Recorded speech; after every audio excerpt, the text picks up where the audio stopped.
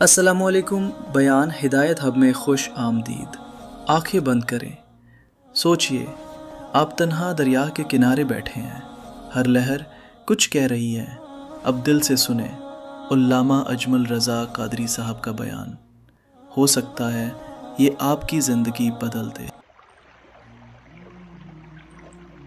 کچھ مفسرین نے لکھا اللہ نے مشورہ کیا تھا فرشتوں سے وَإِذْ قَالَ رَبُّكَ لِلْمَلَائِكَةِ إِنِّي جَاعِلٌ فِي الْأَرْضِ خلیفہ، لیکن کچھ مفسرین کہتے ہیں کہ اللہ کو ضرورت نہیں فرشتوں سے مشورہ کرنے کی۔ اللہ نے فرشتوں سے مشورہ نہیں کیا، بلکہ رب نے انہیں آگاہ فرمایا تھا کہ میں لگا ہوں زمین پہ اپنا نائب بنا، میں خلافت دینے لگا ہوں زمین پہ۔ اب یہ تو دینے والے کی مرضی ہے نا اس نے کس کو دینی ہے، یہ تو دینے والے کی مرضی ہے نا اس نے۔ تو کچھ لوگ کہتے ہیں کہ دینے والے سے زیادہ ہمیں پتہ ہے، تو فرشتوں کو بھی یہ اجتہادی خطا ہو گئی، کہنے لگے یا اللہ اسے نہ بنانا، یہ فساد کرے گا، یہ خون ریزیاں کرے گا۔ تو اللہ نے فرمایا جو میں جانتا ہوں وہ تم، اللہ اکبر۔ امام راضی فرماتے جب رمضان آتا ہے تو اللہ فرشتوں سے کہتا ہے ذرا یہ کھول کے دروازے دیکھو نا یہ زمین پہ کیا کر رہے ہیں، تم تو کہتے تھے فساد کریں گے اور یہ سارے تراویح بڑھ رہے ہیں، تم تو گویا کہتے تھے فساد کریں گے اور یہ تو دیکھو گویا رمضان کے روزے رکھ رہے، یہ تو میری یاد میں نکلے ہوئے، تم کچھ کہتے تھے اور دیکھو میں نے تمہیں کہا تھا نا جو میں جانتا ہوں وہ تم۔ اللہ نے پھر حضرت آدم علیہ السلام کو تمام زمانے کے علوم عطا کیے، علم سکھا لیا، تو فرشتوں سے کہا تم بھی ان چیزوں کے نام بتاؤ، تو وہ بتا سکے نہیں۔ اللہ نے فرمایا اب اس طرح کرو آدم کو سجدہ کرو، سب نے سجدہ کیا سوائے، وہ کہنے لگا یا اللہ صرف تجھے ہی کرنا ہے، کرنا بھی صرف اللہ کو چاہیے، پر رب کے آگے بھی جھکنا چاہیے، اور جس کے سامنے رب جھکائے نا وہاں بھی، اور یہ جو عاجزی ہے نا، یہ جو جھکنا ہے یہ علم کے آگے ہے۔ ہماری مصیبت یہ ہے کہ ہم علم کے آگے بھی گردن جھکانے کو تیار نہیں ہوتے، وہاں بھی ہم خود عالم فاضل بن جاتے ہیں۔ تو فرمایا کہ سب سے کہا سجدہ کرو، سب نے سجدہ کیا سوائے ابلیس کے، تو پھر ہوا کیا وَكَانَ مِنَ الْكَافِرِينَ، وہ کافروں میں سے ہو گیا۔ پھر اللہ نے حضرت آدم کو اور جناب حوا کو نا مقام دے دیا جنت میں رہنے کے لیے، اور کہا سارا کچھ کھانا، درخت کے قریب نہ جانا، فطرت ہے نا انسان کی، وہ جستجو کرتا ہے، کہا اس درخت کے پاس نہ جانا۔ تو حضرت حوا سلام اللہ علیہ کہتے ہیں دل میں خیال رہتا تھا کہ آخر ہے کیا درخت کے پاس۔ یہی انسان کا عقیدہ توحید ہے کہ جہاں سے رب منع کر دے وہاں وہ منع ہو جائے، اور یہ ان کی خطا نہیں تھی، یہ اللہ کی حکمت تھی، چونکہ رب نے تو پہلے کہہ دیا تھا بنایا ہی زمین کے لیے، تو یہ تو سارا کچھ ہونا تھا تو زمین پہ آنا تھا نا۔ تو حضرت حوا اور جناب آدم کے پاس شیطان آیا، اس کو نکال تو دیا تھا پر ابھی اس کا جنت میں آنا جانا بند نہیں ہوا تھا، یہ بھی اللہ کی حکمت تھی۔ تو وہ کہنے لگا تمہیں پتہ ہے بعد میں مر جاؤ گے، تو حضرت حوا کہنے لگی کیا موت بھی آئے گی، کہاں، اس کی تکلیف بھی بڑی ہوگی، تو پھر بچیں گے کیسے؟ تو کہنے لگے پھل کھا لو اس درخت کا، تو بچنے کے لیے پھل کھایا تھا۔ حضرت عیسیٰ علیہ السلام ایک دن پڑھ رہے تھے انجیل، تو آپ نے نبی پاک کا تذکرہ پڑھا، اس سانپ نے سن لیا، تو حضرت عیسیٰ سے کہنے لگا حضور یہ بتائیں کہ وہ نبی پاک ملیں گے کہاں؟ تو حضرت عیسیٰ فرمانے لگے کہ مکے میں آئیں گے اور مدینے میں رہیں گے۔ تو کہا ملاقات کیسے ہو سکتی ہے؟ فرمایا چلا جا مکے۔ تو وہ سانپ 600 سال غار ثور میں، اس نے 70 جگہ پہ سوراخ کیے، کتنے سال بیٹھا رہا؟ بول کے بتائیے، آپ 6 گھنٹے بیٹھ کے دکھائیں، سوال ہی نہیں پیدا ہوتا۔ ہم بڑے کمزور ہو گئے، ہمارے لیے معاملہ بڑا اور طرح کا ہے، ہماری مرضی کا کوئی بات کرے تو ہم اس سے راضی ہیں۔ 600 سال وہ سانپ بیٹھا رہا، 600 سال، اور 70 اس نے سوراخ کیے غار ثور میں، لیکن وہ بھی عاشق تھا نا۔ اور یہاں معاملہ یہ تھا کہ ابوبکر صدیق دعا مانگ کے گئے تھے کہ میں نے کسی کو موقع نہیں دینا، ایک میں ہوں گا دوسرا میرا یار ہوگا۔ وہ غار ثور کی تو لذت ہی یہ والی تھی، ایک میں ایک میرے محبوب، اس نے 70 سوراخ کیے ہوئے تھے۔ جناب ابوبکر صدیق نے کہا حضور آپ ٹھہریں، میں ذرا بھی آیا صفائی کر کے۔ تو نبی کریم علیہ السلام رکے، تو حضرت ابوبکر صدیق نے کہیں پگڑی پھاڑ کے رکھی، کہیں چادر پھاڑ کے رکھی، اتنے سوراخ بند کیے تو جو ایک رہ گیا وہاں ایڑی رکھ دی۔ تو اب وہ سانپ بھی شکوہ کرنے لگا کہ یار تو بھی کوئی نرالا ہی عاشق ہے کہ میں نے تو کسر ہی کوئی نہیں چھوڑی تھی، 70 سوراخ کیے تھے اور تو نے بھی کمال ہی کر دی ہے، یہ سارے ہی بند کر دیے، جو بچ گیا اس پہ ایڑی رکھ دی۔ اس نے پتہ نہیں کتنے ڈنگ مارے، سانپ کا جب ڈنگ لگتا ہے تو وجود میں بہت زیادہ گرمی پیدا ہوتی ہے۔ حضرت ابوبکر صدیق کے بارے میں ہمارے شارحین نے لکھا روئے نہیں، وجود اتنا گرم ہوا کہ آنسو ٹپک پڑے۔ نبی کریم صلی اللہ علیہ وسلم نے فرمایا ہٹا نہ ذرا پیر، پھر انہوں نے ہٹایا تو میرے مصطفیٰ میں لعاب دہن لگایا۔ حضرت ابراہیم ابن ادہم رحمت اللہ علیہ بادشاہ وقت تھے، اللہ سے بڑا پیار تھا۔ رات کو بستر پہ لیٹتے تو دل کرتا میرے اندر بھی اللہ ایسی صلاحیت پیدا کرے کہ میں بولوں تو میرا رب مان جائے، میں بات کروں تو میرا رب میری اس بات کا بھرم رکھے۔ دل میں خیال آتا تھا، لیکن تھے تو بادشاہ نرم نرم بستروں پہ سوتے تھے۔ ایک دن سوئے ہوئے تھے، چھت پہ کسی کے چلنے کی آہٹ محسوس ہوئی۔ بادشاہ کی چھت پہ بغیر اجازت کون گیا؟ کون ہے چھت پہ؟ تو جب مالک کسی کو قریب بلانا چاہتا ہے تو سبب بھی پیدا فرمائی دیتا ہے۔ وہ بندہ تھا کہ فرشتہ تھا، وہ انسان تھا یا اللہ کا پیغامبر تھا؟ اوپر سے بولا، کہنے لگا میرا اونٹ گم ہو گیا ہے، آپ کی چھت سے تلاش کر رہا ہوں۔ میرا بولیے گا، میرا اونٹ گم ہو گیا ہے، آپ کی چھت سے تلاش کر رہا ہوں۔ حضرت ابراہیم ابن ادم کہنے لگے بڑا بیوقوف ہے، بھلا اونٹ کا چھت پہ کیا کام؟ تو وہ اوپر سے آواز دے کے کہنے لگا آپ بھی بڑے بیوقوف ہیں، نرم نرم بستروں پہ خدا کی یاری کا کیا کام؟ نرم بستر بھی ہو، آرام بھی ہو، رب بھی ملے۔ الذین یذکرون اللہ قیاما وقعودا وعلی جنوبہم، اٹھو، بستر چھوڑو، اس کی بارگاہ میں کبھی قیام کرو، کبھی سجدہ کرو، کبھی رو کے اسے مناؤ، کبھی ناز کر کے اسے مناؤ، کبھی اس کے یار پر درود پڑھ کے مناؤ، کبھی قرآن کی تلاوت کر کے مناؤ، کبھی ذکر حسین کر کے مناؤ، کبھی یاد صدیق کر کے مناؤ، کبھی سیدہ فاطمہ کا نام لے کے اسے راضی کرو، کبھی حضرت عائشہ کے تذکرے کر کے اسے راضی کرو، پھر بستر پہ کیوں لیٹے ہوئے؟ حضرت ابراہیم بن ادم فرماتے دل پہ چوٹ کر گئی بات، اٹھا، بادشاہی چھوڑ دی، جنگل میں نکل گیا، اس کی یاد میں لگ گیا، چھوڑ دیا سارا کچھ۔ ایک دن دریا کنارے بیٹھے، سوئی دھاگے کے ساتھ اپنی قمیض سی رہے، پرانے دور کا وزیر گزرا، اسے بڑا ترس آیا، آگے کہنے لگا بادشاہ کیا آپ نے کھپ پایا؟ دیکھو نا کتنی آپ کی سلطنت تھی، کیسے عیش و عشرت تھے، ایک اشارہ کرتے تھے تو سارا ملک اکٹھا ہو جاتا تھا، اب آپ کو کپڑے سی کے دینے والا بھی کوئی نہیں رہا، اپنے ہاتھ سے آپ کپڑے سی رہے ہیں، یہ کیا آپ نے اپنا حال کر لیا ہے؟ جے تو وکیا عشق بازار بھی نہیں، جے تو چڑھیا اتے بار بھی نہیں، ایڈا سستا سودا پیار بھی نہیں، ایڈا سوکھا لبدا یار بھی نہیں، کئی جنگل گانے پیندے نے، کئی دوزخ لگنے پیندے نے، جو اس ملوں بھی مل جاوے، ایڈو سستا ہور گپار بھی نہیں، اور سمجھ نہیں آندی لوکاں نوں اوکا دے نال شہید کرے، ڈٹھی یار دے ہاتھ تلوار بھی نہیں، پر او دا خالی جاندا وار بھی نہیں۔ مانے لگے وہ کیسی بادشاہت تھی اور یہ آپ کو کپڑے سی کے دینے والا بھی کوئی نہیں۔ اللہ کے بندے زیادہ باتیں نہیں کرتے، کام زیادہ کرتے ہیں، وہ پاسوں میں نہیں الجھتے، وہ عمل کی دنیا میں آگے نکلتے ہیں، بول بول کے اپنا آپ ظاہر نہیں کراتے، وہ اپنے کردار سے اپنا آپ ظاہر کراتے ہیں۔ سوئی کے ساتھ کپڑے سی رہے تھے، سوئی دریا میں پھینک دی، بولے کچھ نہیں، اس نے کہا کہ وہ بادشاہت کتنی اچھی، جواب کچھ نہیں دیا، سوئی پھینک دی۔ اب دیکھا وزیر کی طرف نگاہ اٹھا کے، اب دوبارہ کہنے لگے مچھلیوں میری سوئی تو واپس کرو، مچھلیوں میری سوئی تو واپس کرو۔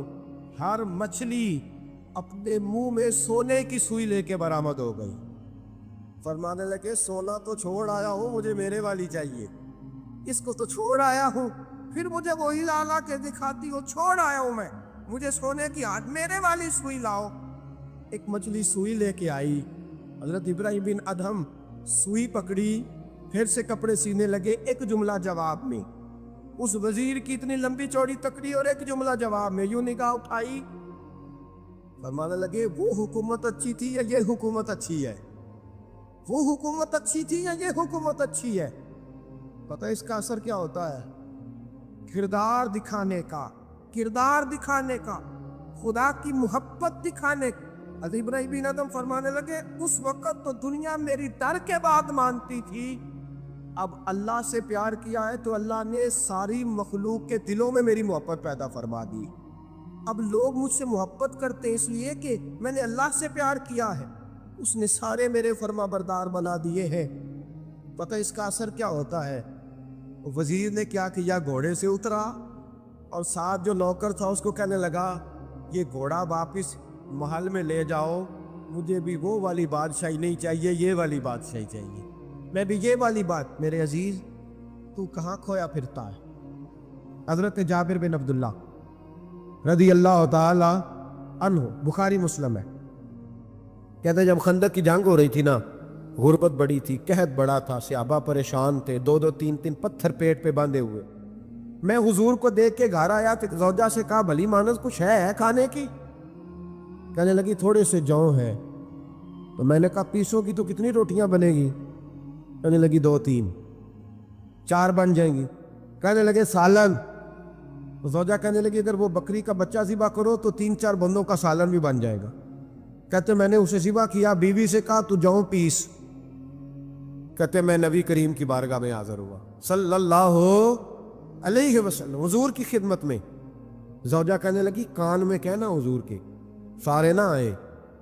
جس طرح لیڈروں کے کھانے اندر ہوتے ہیں علیحدہ، اور جو نعرے لگا رہے ہوتے ہیں نا سویر سے انہیں ڈبہ ملتا ہے، لیکن وہ پھر بھی نعرے لگاتے ہی رہتے ہیں۔ مجھ پہ الزام لگنے لگا ہے کہ آپ سیاست دانوں کو ہر جمعے میں رگڑا دیتے ہیں، تو میں کہنا ان صحیح کر چھوڑو پھر اسی مڑ جانے ہیں، تنوا کو سیانے ہو جائیں۔ یہ سیانے نہیں ہو رہے، ہمیں بات کرنے کی بھی اجازت نہیں۔ شعر کہہ دیتا ہوں کہ ہم آہ بھی کرتے ہیں تو ہو جاتے ہیں بدنام، وہ قتل بھی کر دے تو چرچا نہیں ہوتا۔ انہوں نے نہ کدے پوچھا جی سانو آخیا جی چپ رہو۔ لیکن بھائی یہ اس ممبر کا تقاضا ہے، میرے امام اعظم کا فتویٰ ہے، جو عالمی حالات سے باخبر نہ ہو وہ جمعے کا خطبہ نہ دے۔ وہ جو رٹی رٹائی باتیں ہم سے نہیں ہوتی، اس لیے کہ جلال بادشاہی ہو یا جمہوری تماشا ہو، جدا ہو دین سیاست سے تو رہ جاتی ہے چنگیزی۔ حق بات انشاءاللہ ہو رہی ہے اور ہوتی رہے گی، اور بات صاف ستھری ہے۔ اگر کوئی بات ایسی ہوگی تو وہ بات اگر غوث پاک اپنے خطبہ جمعہ کے اندر کہہ سکتے ہیں کہ میں ظالموں کو حکمران نہیں بننے دوں گا، تو ہم تو ان کے نوکر ہیں نا، پھر ہم قادری کیسے ہوئے اگر غوث پاک کے طریقے پہ عمل ہی نہ کریں تو۔ اس لیے مہربانی کرے ہمیں کوئی شخص ایسا مشورہ نہ دے، بلکہ کئی دفعہ ظلم ہوتا ہے، جب کوئی مشورہ دیتا ہے تو عورتیں تو انہوں دل کرتا ہے۔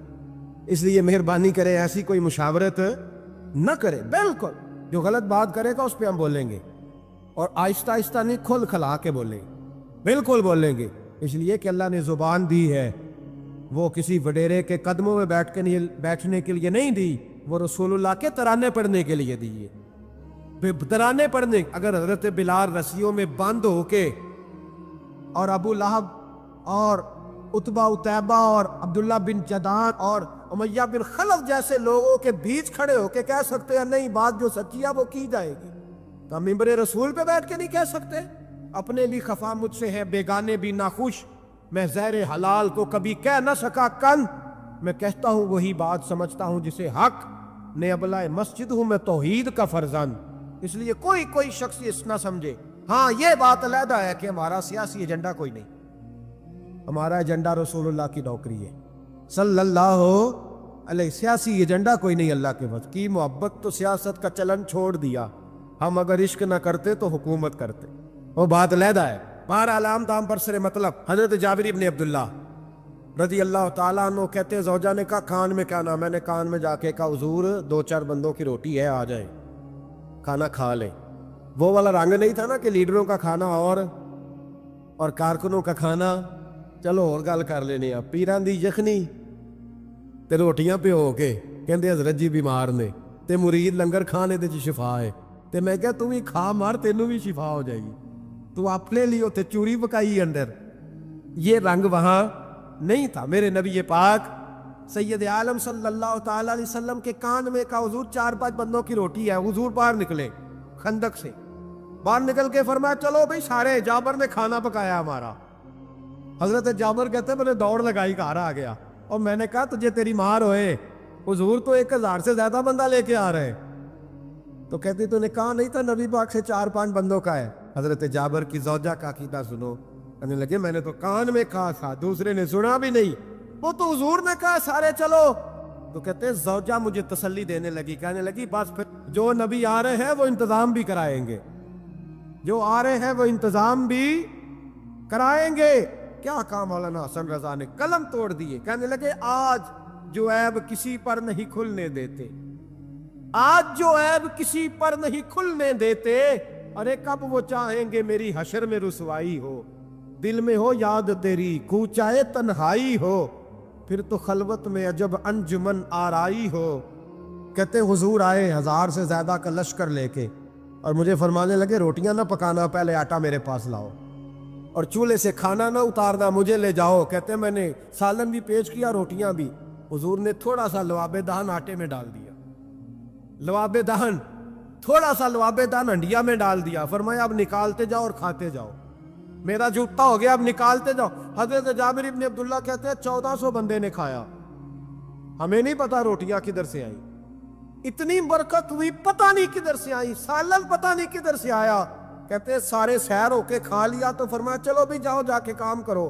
مجھے فرمانے لگے اب تو بھی کھا، آ جا بچے بھی بلا. کہتے سب نے کھایا.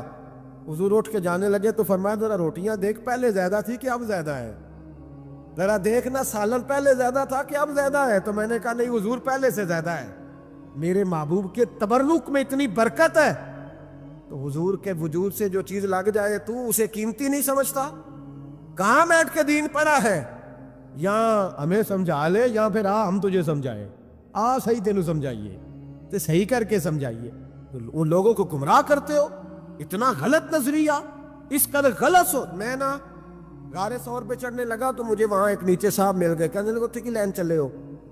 میں کہ تینوں اسی اتھوں میں نہیں پوچھ کے آیا جدو کرو آئے ہیں، اتھوں میں نہیں تینوں پوچھنا بے لیا، تو غلط فہمی دا شکار ہے. کہنے لگا وہ تو حضور تو کام سے گئے تھے، آپ کو کیا کام ہے؟ میں کہ ایسے لئے ٹائم نہیں تیرے نال گل کرن دا، اس وجہ سے کہ سانو تے غار ثور پہ یاد آؤندی ہے. اور واپس آ گئے. عام آدمی تھا، خیر وہ کہیں سے آیا ہوا تھا، اردو بولتا تھا. تو میں ایک عمرہ کرنے کے لیے جارانہ سے واپس آیا تو طواف ہم کر رہے تھے، وہ بھی مجھے نظر آ گیا دوڑتا ہوا. میں نے آواز مار لی، میں کیا حضرت حاضرہ تے پانیاں سے دوڑیا سن تے تو کا تو چھالا ماری پھردا ہے، او بیائی کولر تے جا بھی آرام کر جا کے. کہندے نہیں انہاں دی ادا تے ادا کرنی ہے. تو میں کہ اگر تو حضرت حاجرہ دی ادا کرنی تے اسی حضرت ابوبکر صدیق دی ادا کرنی. عجیب آدمی ہے بھائی تو، عجیب بات ہے. لوگوں کا فلسفہ اپنا اپنا، اور پھر پکڑے ہم کہ اس بندے کو جو جواب نہ دے سکے. ایسا نہ کرو، یہ زیادتی ہے، امت کو اکٹھا کرو. اتفاق یہ مجھ سے سوال کئی جمعے سے ہو رہا تھا. میں اصل میں نا ان موضوعات کو چھیڑتا نہیں، میری طبیعت اور ہے، لیکن کوئی بندہ یہ نہ سمجھے کہ ہمیں جواب نہیں آتا. یہ سوال اٹھا تھا، کوئی یہ نہ سمجھے کہ ہمیں جواب اللہ کے فضل سے، اللہ کے فضل سے. یہ قرآن مجید پڑھا ہے، یہ مسجد ہے، یہ جمعے کا دن ہے. ہم بات صرف وہ کرتے ہیں جس میں ضمیر اجازت دیتا ہے، اس لیے کہ سدا تو نہیں نہ رہنا، پتہ نہیں صبح اٹھ سو کے اٹھنا ہے کہ نہیں اٹھنا، تو قوم کو گمراہ کر کے دین کے نام پہ جانا کدھر ہے. اس لیے بھائی خیال ہوتا ہے کہ تم لوگوں کو خراب نہ کرو. ہم تو چاہتے ہو امت اکٹھی ہو جائے، لیکن یہ ظلم کرتے ہو، جب چھیڑو گے کسی کو تو پھر تو اس کا حق بنتا ہے نا وہ بولے.